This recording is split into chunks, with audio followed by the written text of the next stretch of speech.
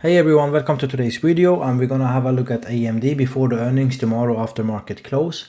We know that over the past couple of months, a lot of YouTubers have been turning positive on AMD. I do believe that it's mostly due to the two reasons. One of them is that the stock price has actually going down quite largely. So that's one of the reasons. We can see that it's been down over, I think over the past 9 months from something like 227 US dollar down to now, let's say 114. So the stock price going down, the expectations for the actual earnings per share has also been going up quite largely. I think that's a big, really nice combination as to why a lot of YouTubers are turning positive.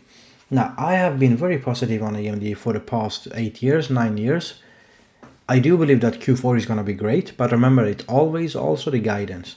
Now, I've been raising a little bit of a question mark over the first half of 2025, not in regards that the revenue will be bad. In fact, I think there is very likely that Q1 of 2025 will be another record breaker, and if not another record breaker, very close to the record that will be Q4, which is going to be reported tomorrow. So the revenue will be great.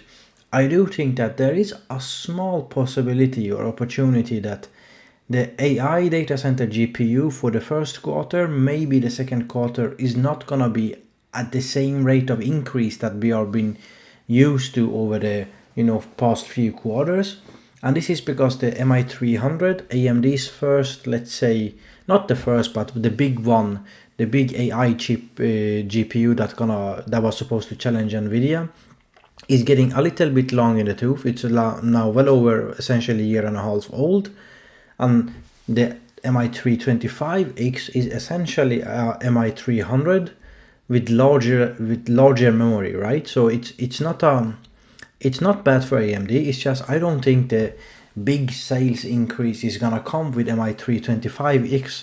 I do believe that the big sales increase is gonna come with MI355, which is a newer generation. It's more memory yet again, but more importantly, what MI355X will offer AMD on the market is not only what they are already great at, inferencing, which they are, I would say, very competitive with NVIDIA, but MI355 or 350X will also be very good on the training side, due to the simple reason that they finally added matrix FP4 and FP8 calculations, which is something that only NVIDIA offered until now.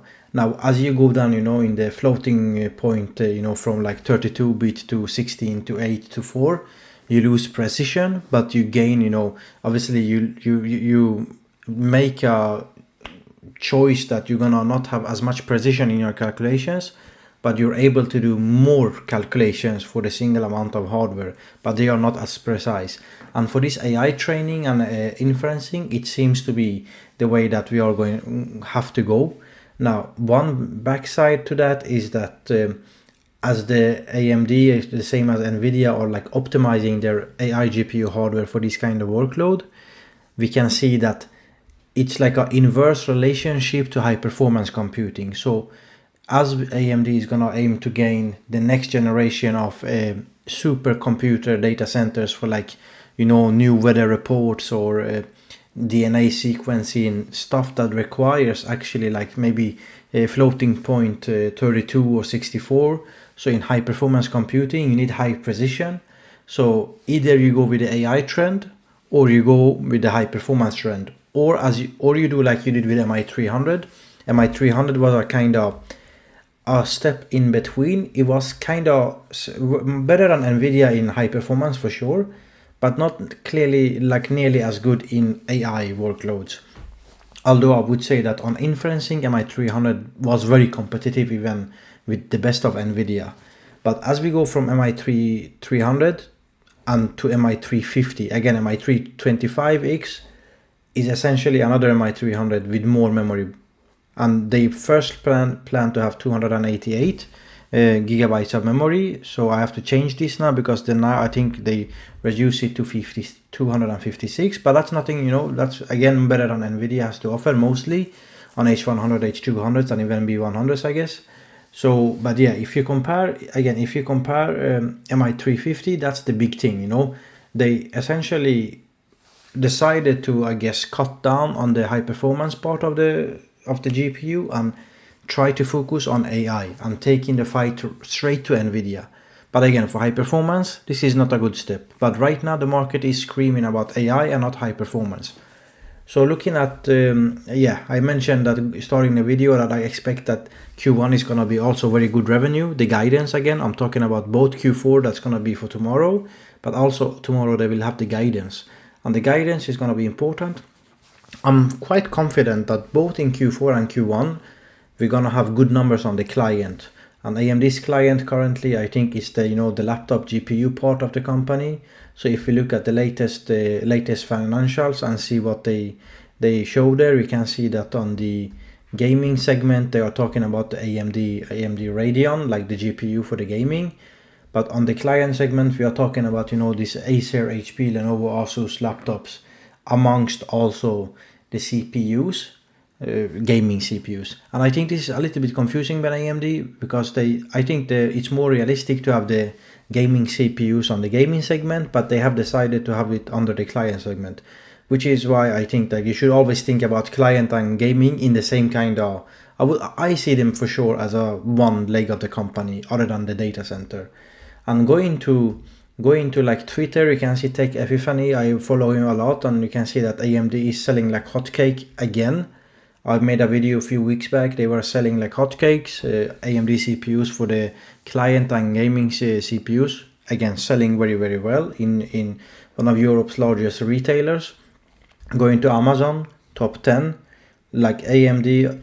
The top 10 is entire AMD now. So top 10 is only AMD CPUs. Again, a great sign that the client and gaming segment for AMD is really strong. Looking at one of the biggest retailers in the Nordics, they finally now have AMD Ryzen 9800X3D CPU in stock. Just got it in stock. But the interesting part, they still say that you're only allowed to buy one per customer. So no matter how you look at this, there's good signs. We can also see that from the competition. Intel 18A Clearwater Forest probably moved ahead.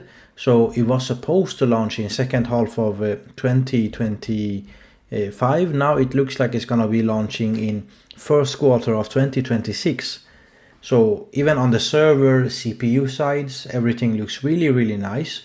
So there's not a whole lot to be worried about. Although in the long term, I would say my understanding is that Intel for sure is starting to. We are seeing some signs now that Intel 18A is clearly developing into something that is better than I think most people expect. And this is actually more competition for TSMC, and it's difficult to say how we should look at it, because in one way, more competition for TSMC means that they have to stop with these price hikes, because customers will maybe leave TSMC, at least for some of the volume down the road, 2, 3, 4 years from now, and go to Intel. So TSMC won't be allowed to increase their prices and might actually need to reduce their margins. So that's good for AMD, but also other companies, right? On the other hand, if 18A is this kind of good as the rumors are saying, then AMD should expect down the road, like 2 years from now, maybe 18 months from now, much harder competition from Intel on like pure design side, Intel Xeons, Intel maybe even AI GPUs. That's also not great for NVIDIA. So it's difficult to say how we should look at it. I would say for AMD is balanced, but if I was TSMC, I would start to get slightly worried right now, because the signs out of Intel is good. 18A and 14A looks to be great. But going back to AMD, and we can see that the client, again, I said it's going to be great.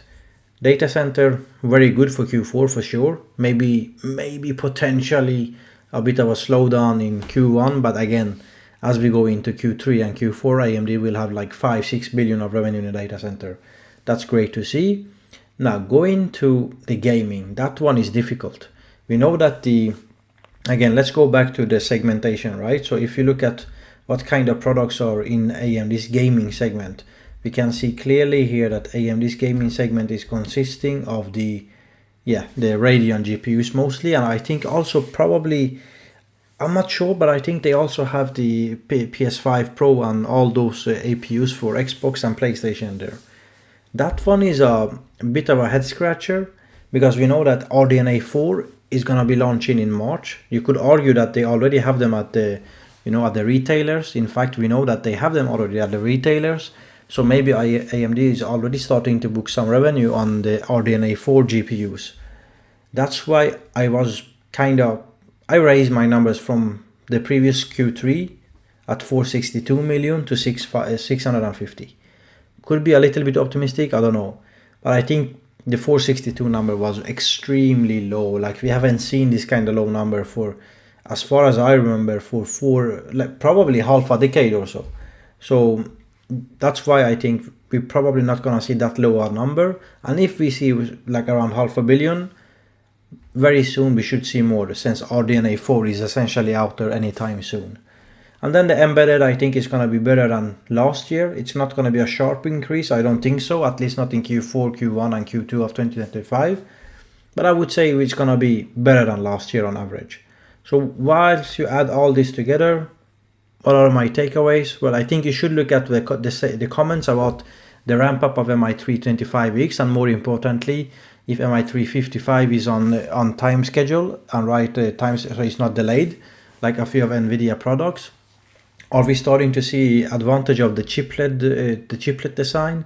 Essentially, what AMD can do is that take MI300X, update the GPU tile, the GPU chiplet, and just add the same kind of memory, HBM memory on the side, since they are working on chiplet rather than NVIDIA's huge giant like interposer, or like I don't know, like 700-800 square millimeter die size, right? That's where I think AMD is gonna have advantage on packaging side. So if you look at my calculations, you can see that the die size for H100 is around 800 square millimeters.